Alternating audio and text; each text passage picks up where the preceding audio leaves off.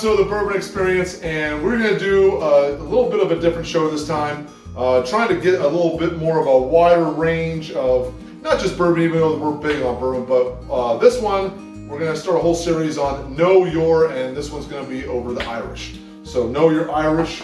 We'll have a couple other different things that we'll jump into with other different whiskeys, but this one is strictly Know Your Irish, and this one we Alex brought in. This is a nice one. Yeah. This one's called the Sexton.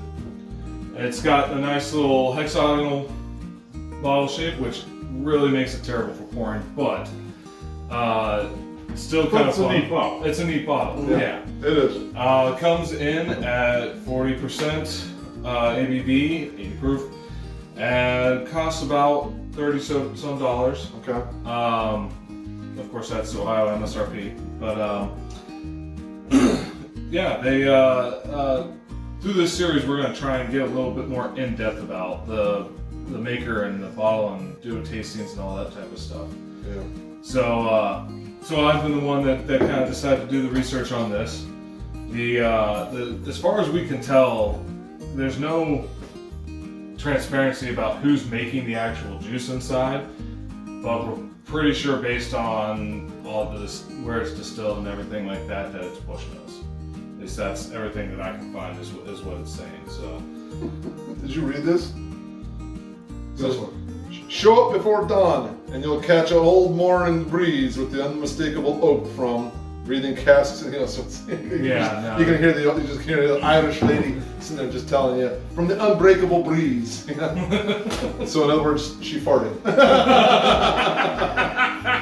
Sorry, I farted.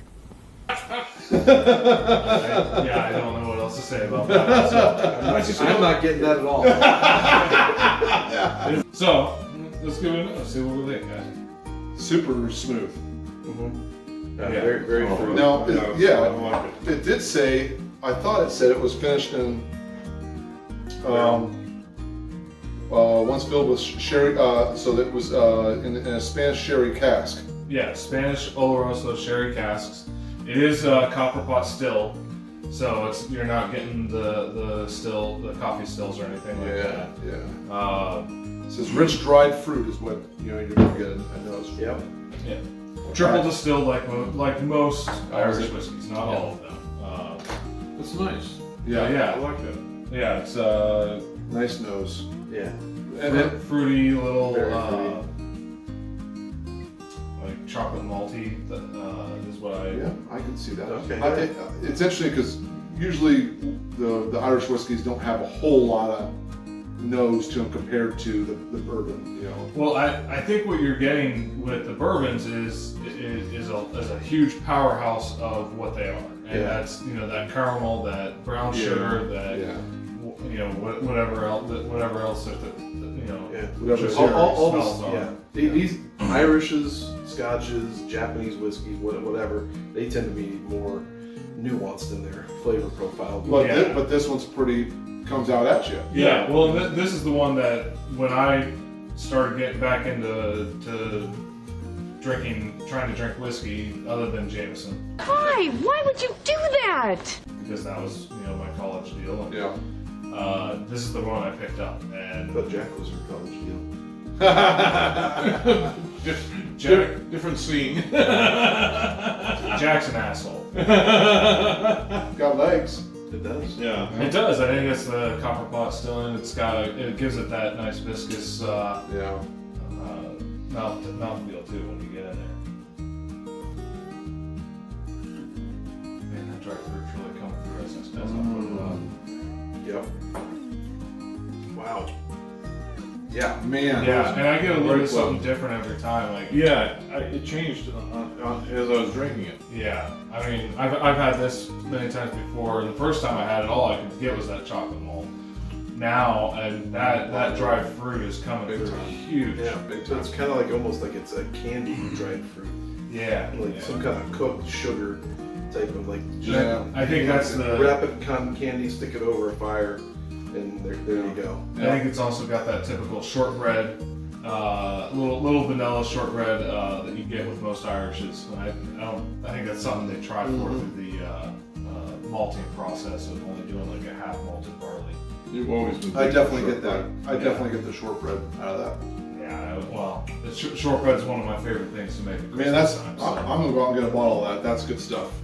Yeah, and it's not terribly expensive Not too. expensive So at all. at least here in Ohio, you know, I would imagine anywhere in the U.S. it's going to be pretty close to that price unless you're going to New York and New York City or Los Angeles, something like that. And really, who wants to do that? Stay in Ohio, folks. Yeah. Stay in Ohio. Yeah. So that's really good. Okay, well, what do we know more about? Like what? So tell us a little bit of something about this Irish here. The label, top of the label has this cool little skeleton guy there, and on some of the bottles, the newer bottles, they've got like a carriage being pulled by a skeletal guy. Okay. And the whole idea is the caretakers of graveyards and old churches and stuff like that. So that's what it's kind of representing is Oh, those are the guys that originally put it together? the sextons, yeah. Oh. Oh, So, okay. I thought that was kind of a cool thing, at least from what I've been able to find. That's kinda cool. And read. That was a little bit on Forbes that I read. So, as I said, the distiller we believe is Bushmills, but no one's actually coming out and saying anything. It's based all on proximity of where in Ireland it's being made. Okay.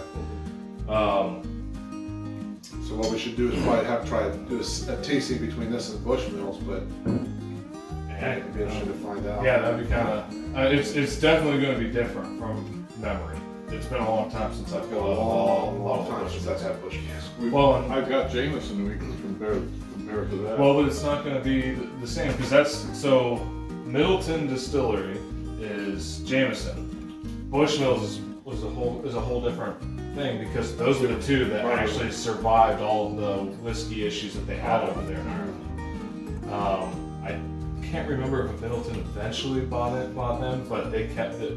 I'm sure they kept the same family secret. We'll have to do that in a future episode and figure that out. There's a nice the taste lasts. Yeah, It does have a good lasting That's taste. a to it. good comment. Yeah. The tannins come in a little bit at the end to kind of dry it up a little bit, but I think it's really good. It's light. If you want to know what they say about it, dried fruits, nuts, honeycomb. That's their tasting notes. Okay.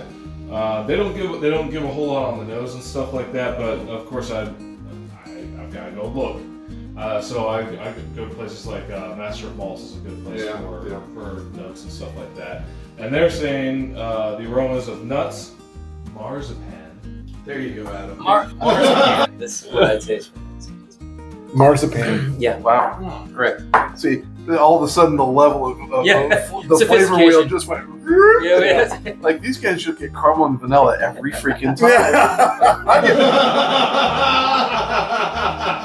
Who eats that stuff? That's gross. That stuff isn't. I don't even know if I've even had marzipan. I've had it once, and I Have I? Yeah. So yeah, dark chocolate and a little bit of spice as well. Okay. That's what they say. That's what they're saying on the nose. Palate is still they're saying that dried fruit, which I agree. The honeycomb, maybe I just don't have enough honey in my life. I don't know. I don't know if I pull that through, but Or a little bit more if you don't mind, because just a no, tad. go for it. Just watch the spillage. That's Yeah. all. I want to try and see if I can find I the can honey. see where Okay. that's where the sponge sugar kind of thing is actually a honey Yeah. kind of thing. Okay. Apricots, they say. Lemon zest, which I think last time I had it, I was saying that, but I didn't. I am not picking that up today. I don't get any lemon in that at all. Prunes and oak spice. That's kind of what their tasting notes I'm are. getting prunes big time. That's what that is. I see. I'm getting more of the apricot than I am. I'm It's getting more. lighter. The prunes are darker and heavier of a taste. But I'm pulling out the prune on that one. Honeycomb. Almost kind of like it's been a stewed prune, kind of to bring out those. Yeah, to soften it up like a soft. Yeah, that's fair. I don't quite get the honeycomb. I'd like to. That would be kind of tasty, but the honey seems to be their thing because finish has the honeycomb on it, and I don't is what Master of Malts is saying. But woody, and I get that woody. Yeah. finish. That's kind of where it rests for me. Yep. Not an oak woody, like almost kind of like a lighter wood. Yeah, it's birch. Well, yeah. I mean, it is. Dogwood. But it's just, it's not, it doesn't come out and smack you. No, No, definitely. no. But to me, it kind of does that drying effect. Yeah, That's yeah. where that's where I get with a lot of I'm buying- high oak stuff. I'm gonna buy a bottle of that. That's a nice sipping whiskey right there. Yeah. Yep. Oh yeah. Very good. Yep. So Sexton single malt is what we reviewed, and if you have a chance to go out and you want to dive into the Irish whiskeys, you're gonna get a nice. This is a good one right here. This is a good one. They So do have one other, but it's for the Walking Dead kind of thing. It's so that you'll notice it's a much different bottle than that. I mean, same style bottle, but it's got like different coloring on it and everything. is it like a single barrel or something like that, or is it just? I didn't actually look at that. Let me see here real quick. It's just a limited edition, I think. I think it's single malt. Yeah, it's single malt. So it's a single. Well, there you go. Know you're Irish. That's what we did, and so we'll keep going on with these. But Yeah, it gets the experienced stamp of approval. Cilantro and It's for all bourbon. all right, guys, catch you later. Have a great one.